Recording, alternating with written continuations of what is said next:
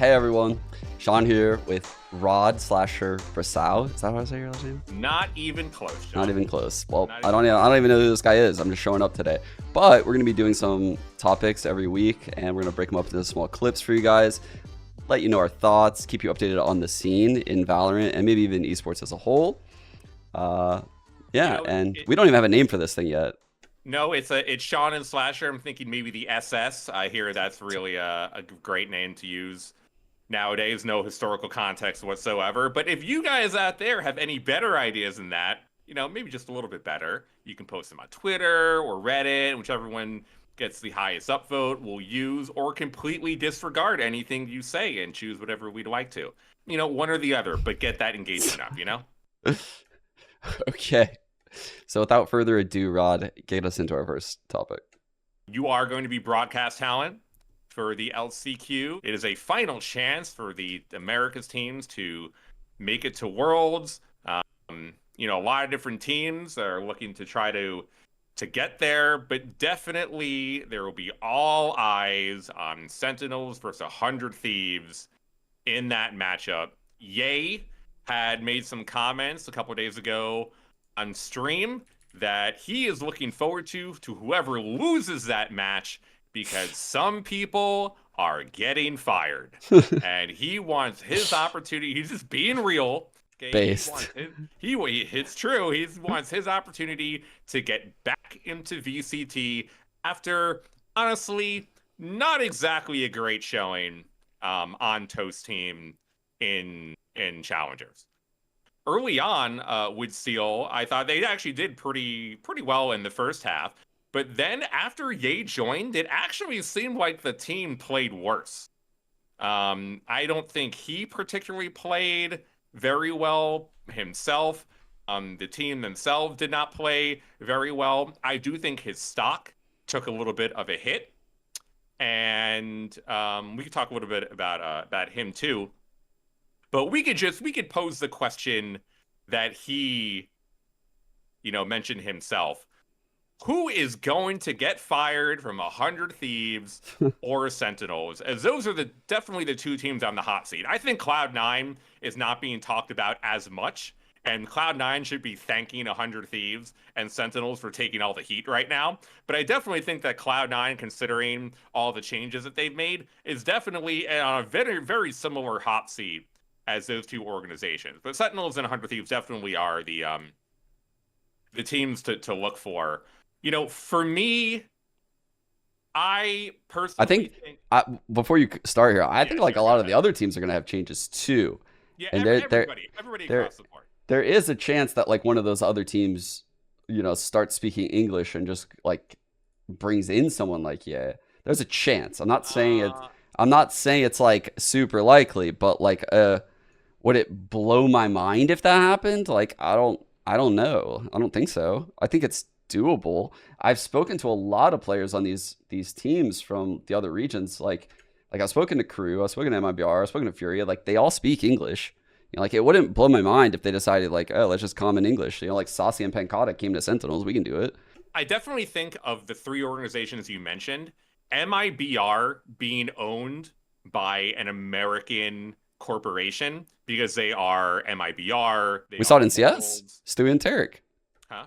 We saw it in CS. Stewie and Tarek. No, but I mean just the actual company that owns MIBR is an American organization. It's the Immortals, gaming group. So it's Immortals and MIBR, and then they have a few other brands. Because the larger brand itself is American, I definitely think they are the highest. And because, as you mentioned, they have history in CS with Stewie and Tarek, they have the best chance of going to an international roster for three. Personally, I think. Yeah. I think Loud especially is the biggest brand in Brazil for Valorant. I see no reason why they would change. And Crew, because they're not even a Brazilian team, I would feel like they would want to stay South American. Yeah. Because they want to have players from their own country in addition to the Brazilian players. That going outside to North America seems a little bit far-fetched, but I could definitely see MIBR bringing in NA players. Okay, back to back to the the good stuff, the good stuff. back to the good stuff. So we can start with 100 Thieves. And Sean, look, I gotta say, I know they're your boys, or literally you helped build this team. I know you have a very close relationship with the players there, the coaches there. Obviously, both of us have known Dan for a very, very long time over there. This team has not looked the same since you have left. They do not look the same. They have a losing record. If you ignore their Red Bull home grounds win, they have a losing record in the regular season. They have a losing record on every single map except for 2 in their map pool. And they do not look nearly as good as since when you were coaching them. So if I had to be truly honest, I feel like in order for 100 Thieves, I love Mike's. I think he's a young coach. This is his first time being thrusted into a head coaching position. I definitely think he deserves a lot of leeway. I really like him as a person, but I definitely think, considering their poor map drafting, their poor map pool, and the way that it really feels like there's been such a stark difference between when you were coaching the team and when he was coaching the team, that he's definitely up there on the chopping block if things do not go well in LCQ. Secondly, I do think the people who I can see, Asuna is the golden child for 100 Thieves. There is no way under any circumstance anything happens to Asuna. And I think Bang has played really well for his time there. But everybody else, Derek, I think Derek and Stellar are probably the 2 who have the highest chance of being cut for replacement players, especially considering the IGL lane.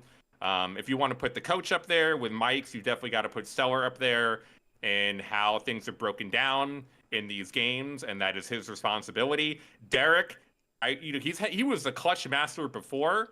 He has had a pretty rough season comparatively to his playing time previously.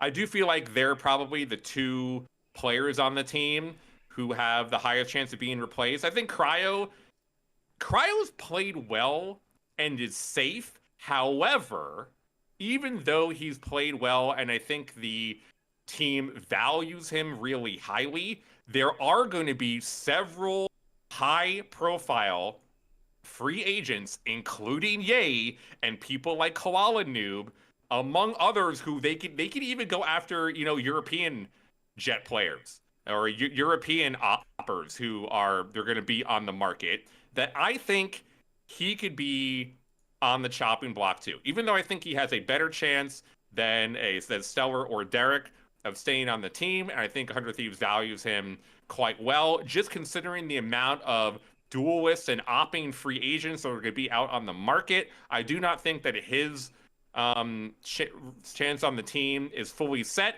You even had Nadeshot blowing a gasket every time you had to watch him play, and he wasn't playing Jet. He was fucking going insane on Tarek's stream. And I don't think you can't put like a ton of stock into Nadeshot going crazy on stream, but he's still the owner.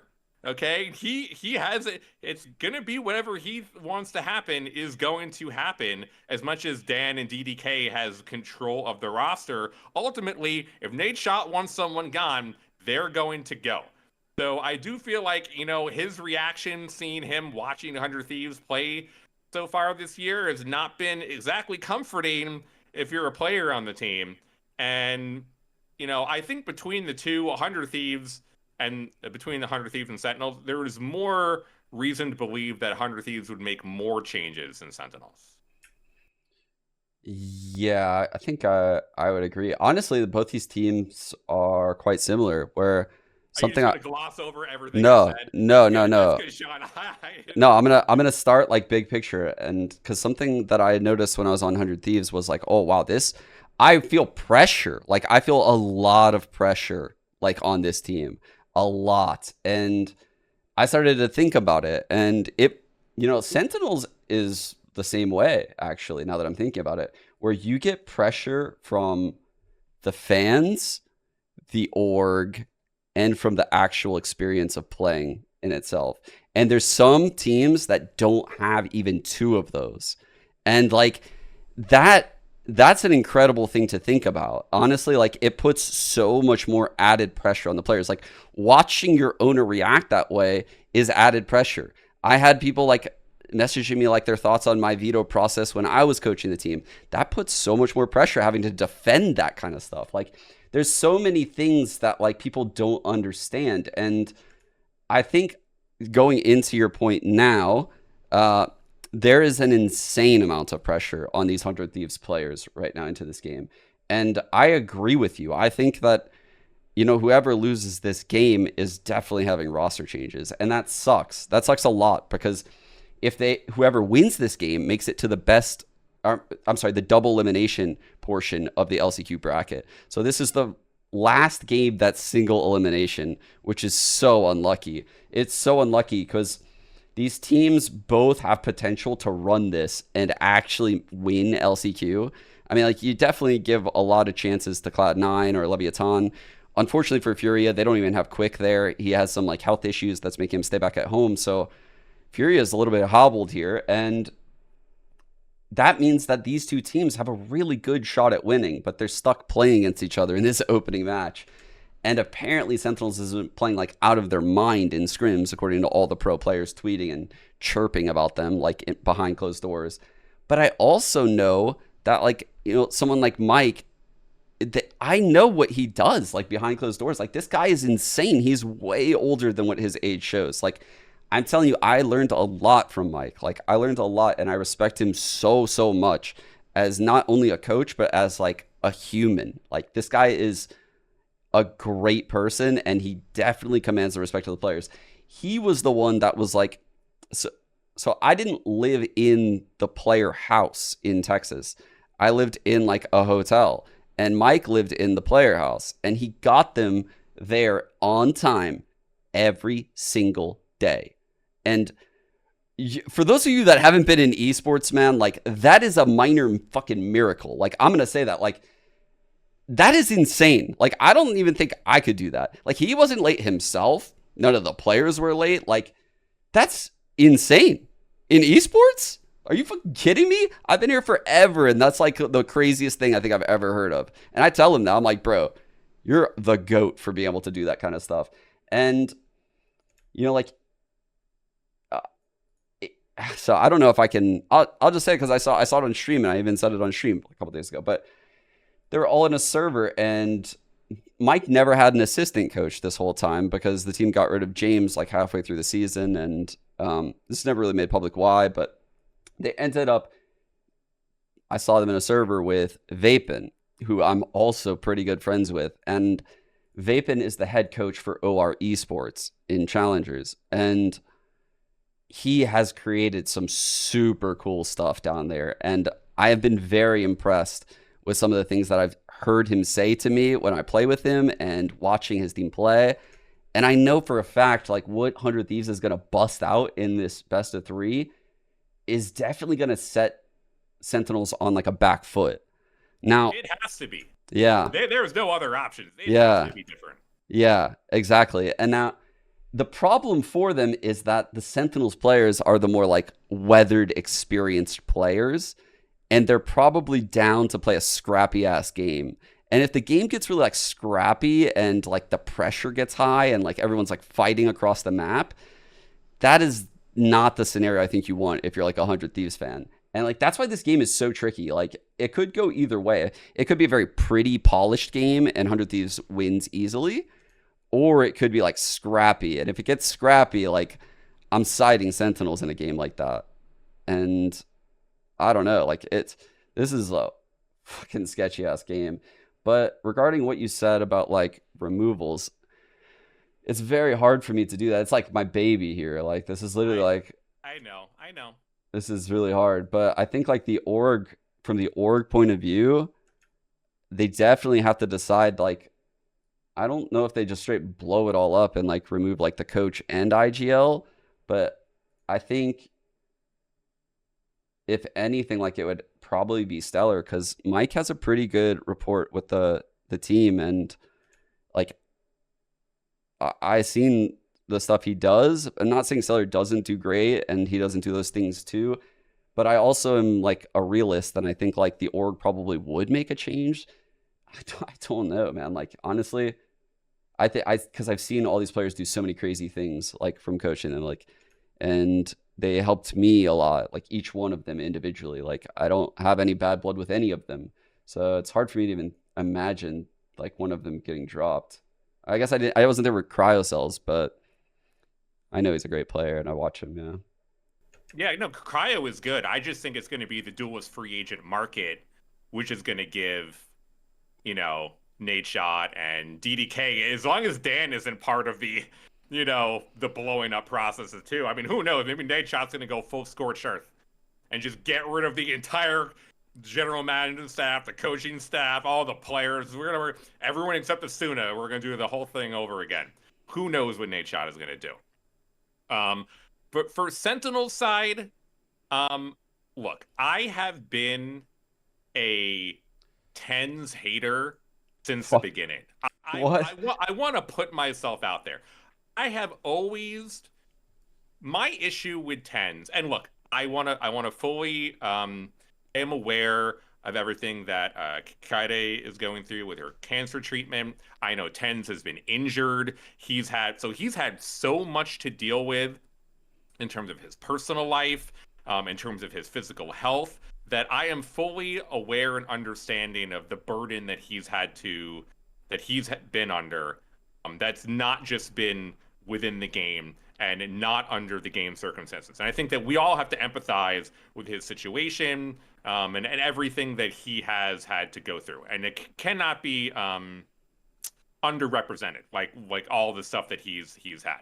However, when it just comes to in-game, I have been highly critical of Tenz's what I feel is inability to switch it up. I feel like he was all of his best performances were on Jet, and anytime you needed him to switch off to Raze or you wanted him to he had to switch off to Sage, things did not go well. And the entire roster construction and agent composition construction was always built around Tenz.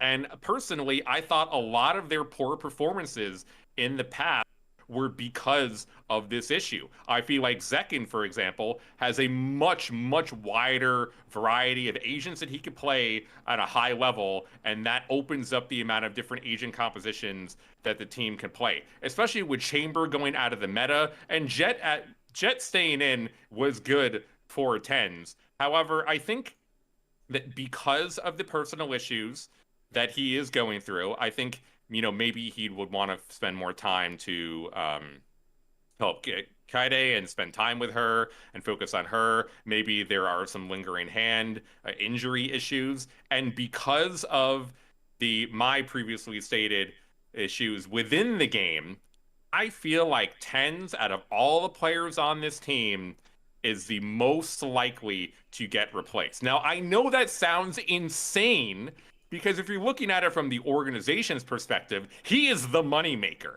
He is the star, the superstar player that makes the team, that gets all the sponsors, that gets all the attention, that gets all the pressure.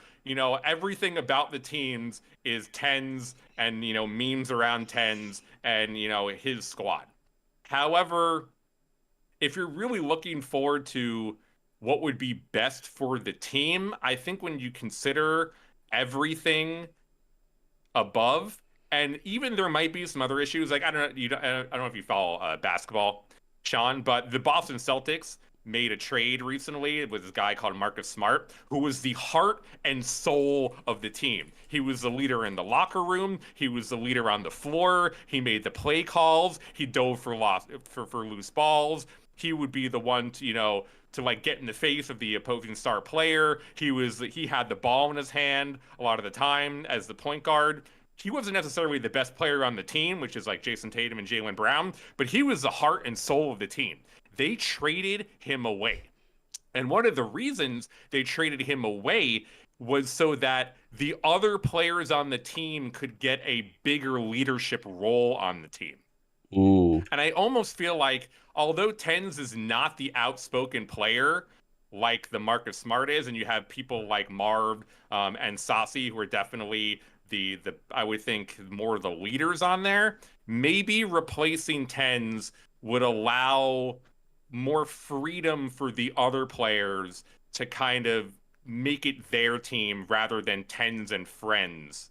Even though you have 2 world champions on the team, and Yeah. Pancata was the best player in the world last year. That's why they brought him on the team to begin with.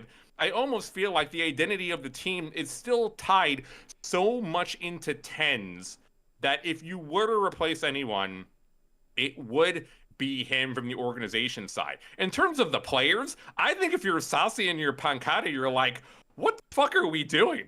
We just won a world championship. We come to Sentinels. We got to change our roles. We got to change our positions. We got to do what's best for the team. We got to calm in English. We got to do all these things. I'm sure they're paid more on Sentinels, and that was a big part of why they joined Sentinels was the increase, the highly increased pay that they got. But if you're them, you're probably thinking, maybe we try to go back to Loud. Maybe we try to go back to one of the Brazilian teams and form an all-Brazilian roster. I think that Zekin and Marv are the 2 that are automatically going to be locked in and staying. And the 3 that could be leaving are Tenz and 2 Brazilians. I could see that. I could definitely see that. I don't think that I put as much negativity towards Tenz's performances and stuff like that. I think if anything, I would give him a huge pass. And if I were building a team, I would want someone like Tenz. He has found a lot of quirky tricks, and he thinks about the game in a different way compared to a lot of other very skilled players, and he seems very selfless. He's not a very selfish, star player like some of the other star players are, which some people might take that as a negative attribute of a star player. But I think in a system like what I would have, I think it would be great. I think honestly, a lot of the teams he's been on, he's suffered from too much freedom. Playing under Shazam, in a more free meta, it wasn't as buttoned up. And because of that, there was times where he just looked silly and caught on islands because it was a lot of mid-rounding. And then now on Sentinels, when they fired, Don at the start of this split, it switched head coaches. They have 2 people from Brazil on their team. And it's the roles are shifting, like you said. He gets injured halfway through the season. It's so many things were just stacked against him. And there's also a part of me that's just well, man, there's times where teams are just destined to fail almost. And once a team has lost so much, it's very hard to get that confidence back. I've been on so many teams before, and just changing the atmosphere is a thing. That's a thing. And it's not to say any of them are bad players, but I kind of do agree with your sentiment that if there is a change, it's probably going to come from those 3, Pancata, Saucy, and Tenz. I think, Pancata and Saucy could easily go back to Brazil and play on those teams. Bro, they could get probably a spot on MIBR tomorrow if they wanted to. They could run that team and they'd be super competitive.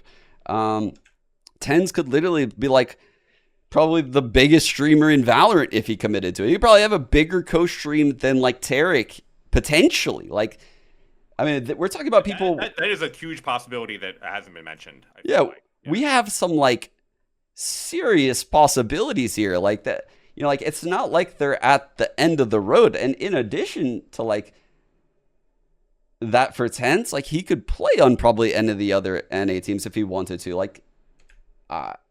I know he could get a spot on some of them. I know that for a fact. But I do also agree with some of your sentiments. Just honestly, a culture shift might be needed, just because, man, these guys are all superstars in their own right. And you look at their match history, and they're 5-8 since the formation of this team. I don't care what, unless they're winning LCQ right now, Dude, when people that have big egos that are used to winning, I'm not saying they have big egos, but you just get them. That's just they just come with the wins, right? Like you think you're the best, like, and that's what makes you the best is you're very confident and you're confident in your practice routines and how you approach the game. But when you get punched in the face like this and you're 5-8 since the formation of this team with a superstar roster that you probably expected to win your region with, I mean, like that will take its toll on the human psyche. Like, I don't care how fucking strong you are or who's your sports psychologist. Like, your approach is very different. It's very different. You're a very different person from the person you were before that run. And that's my like concern is like, I think they could win LCQ? I actually do think they could win LCQ. I might actually put them as like maybe the favorites to win LCQ, like right there with Cloud9, like right there. And then I'd probably put 100 Thieves like right below them. Like my heart is rooting for 100 Thieves, but I actually would probably put like the Sentinels matchup like 55% Sentinels. Like that's where I would probably weigh that. And now if they don't win it, yeah, if they don't win it, it's fucking, like you said, it's fucking over though. Like honestly, like even second place, like you know, that's not good enough. That's not good enough. Second place isn't good enough. They need to win this shit. Well, you know, and let's wrap it up here. I think it's perfect. We spent all this time talking about the Sentinels versus 100 Thieves matchup. Are either of them even going to win LCQ? Who is your pick to come out of LCQ? Oof. I think just because is all of our discussion moot?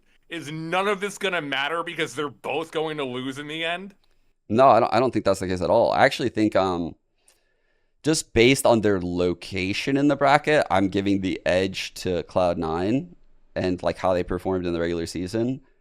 But I think like just because I can't even decide who would win out of Sentinels and 100 Thieves, right? Like if you put Sentinels where Cloud9 is and you put Cloud9 where Sentinels is, I'd probably take Sentinels because they're in the double elimination portion. It would be silly for me to take 100 Thieves or Sentinels because they're in a coin flip match to kick it off. Like, I'm not going to pick one of them. So I'm going to just say Cloud9 just because statistically it has probably the highest likelihood. I also think Cloud9. I feel like we're going to spend another hour next week talking about the end of this matchup and who won and who lost. And it's not going to matter because Cloud9 and Leviathan are going to be in the final anyway. And that both Sentinels and 100 Thieves are going to fire players. So we don't have to choose. Everyone's going to be fired. Yay, you're going to have opportunities everywhere. The bidding war. Don't worry. The bidding war will begin. All right. That wraps it up. All right. That was good. Well, good luck in a couple days. See you on the stage. And we will be back probably next week as soon as the 100 Thieves and Sentinels match is over. I'm going to force Sean to get back on the computer. And we're talking about who's getting fired again. Peace out, everyone.